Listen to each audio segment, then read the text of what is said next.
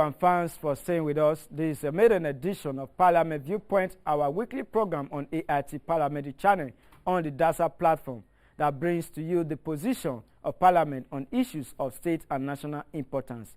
I am Ogie Ihimekmen.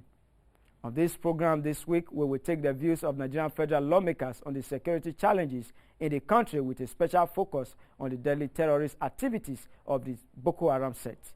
The task of eradicating the insurgency masterminded by the Boko Haram in Adamawa, Yobe, and some parts of the country is yet to abate.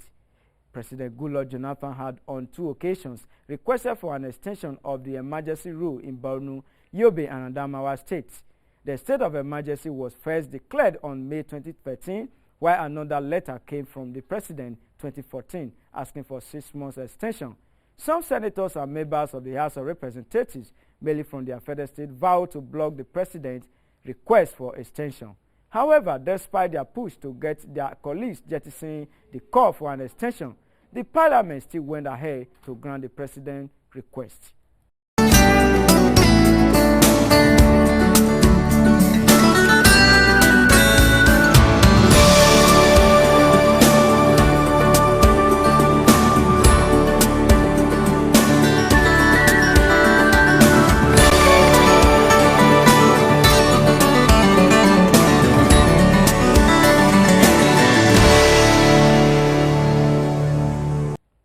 Although Parliament has taken position on this, some lawmakers expressed views. By this, before the time of election, there will be no state of emergency there.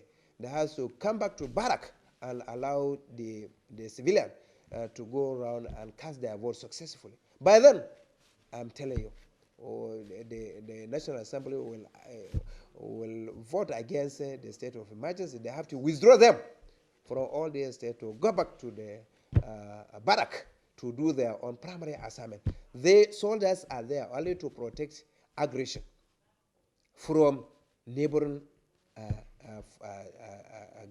countries or from criminals. But I believe before 2015, the insurgency and what have you will come to an end. Inshallah, with prayers. We must to pray for our country. We need our country, just a single country, Nigeria.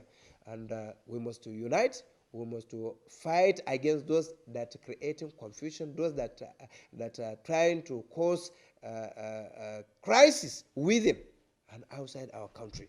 We must to pray hard, and we will continue praying. Those that are perpetrators to what is happening, we will continue praying. If they will be repent, may God give them that chance to repent.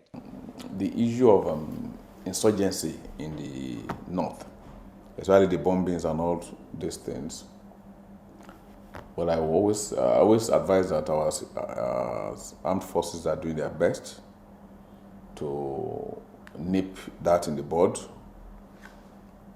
I'm also of the opinion that some people are saying that the current challenges in this side of law is even it's political, because I don't see the war they are fighting now as religious. Because if you look at the last bombing in Abuja, look at the man that died from New Telegraph. Of course, he's a Muslim, and so on and so forth. So I don't see the issue on ground as that of religion.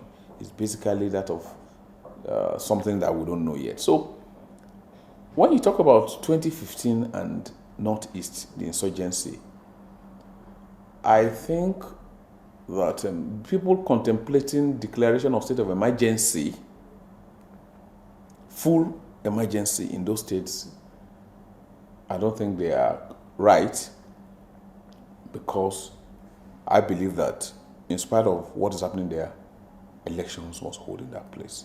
Our security agencies should just be encouraged, should be well equipped to tackle the insurgency in those states, and the elections can hold. That is particularly on the insurgency, the Boko Haram issue. But look at the security challenges we are having today, like Abuja, the federal capital. is being harassed by a lot of bombing and other attacks every day. So how do you think we are going to tackle this area so that these hoodlums or the Islamic sect called Boko Haram will not try to put a thing to disturb this election? I really don't believe that we will have problems because of the security challenges. Yes, the truth is that the security challenges are there, but the security challenges usually should not obstruct us from conducting our elections. Because even in the areas that are mostly affected by this Boko Haram insurgency, excuse me, you will agree with me that the states like Borno, Adamawa, Yobe, they are equally very, very eager to go in for elections by 2015. And I do want to believe that come 2015, so many persons will come out, to embrace the elections. Because Boko Haram is not about, or is not against conducting elections. What their philosophy is that they are against Western education. They are not against credible elections.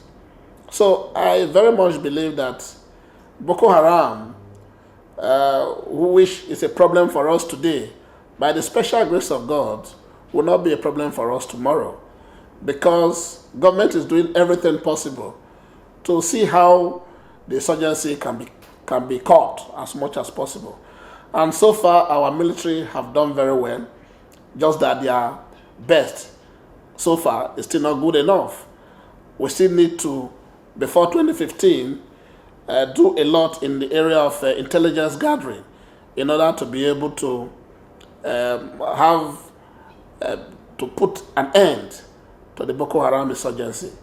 And to that extent, I do not share the opinion that Boko Haram would want to cause violence by 2015, or any sect whatsoever would want to cause violence by 2015, because these people are equally looking forward to a credible elections.